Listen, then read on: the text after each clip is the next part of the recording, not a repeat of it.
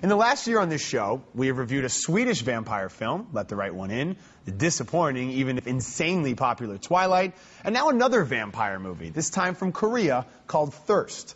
Director Park Chan-wook delivers a slow and brooding story of a priest who suffers from a medical experiment gone bad and is changed forever into a blood-thirsty vampire.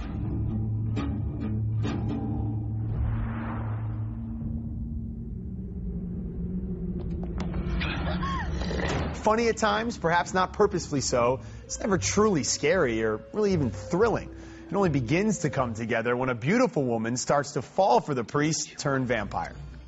여기서 뛰어내릴 수 있어요?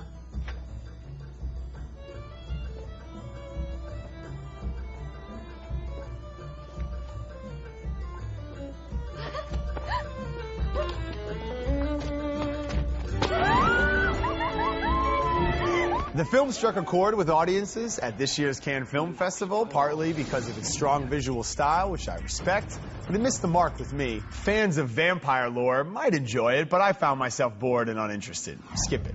Well, I disagree with you. First of all, I thought it was the best Korean vampire movie I've seen this summer. Such an abundance of those hitting the box office, huh? Park Chan-wook, the Korean director, you mentioned the visual style. This movie looks great. Absolutely. Definitely looks great. I had some problem with the characters, and maybe some of the jokes lost in translation didn't work for me. I really thought it moved along. And Song Kang-ho, who plays the priest, I thought really an effective job. I think this guy is a really good actor. And because as he becomes a vampire, he's not happy about becoming a vampire. And what he tries to do throughout is survive by drinking human blood, but he doesn't want to kill anybody. And I thought sort of that internal conflict that he demonstrated, I thought really worked. He's a vampire with a heart. He's a nice vampire. He is a nice vampire, okay. But it's a struggle. He tries to be a nice vampire throughout the film, and I thought that worked. I thought it was actually kind of moving at times. But we don't see that till much later in the movie. I feel like it takes so long to get going. You said the pacing of the film is something you enjoyed about it.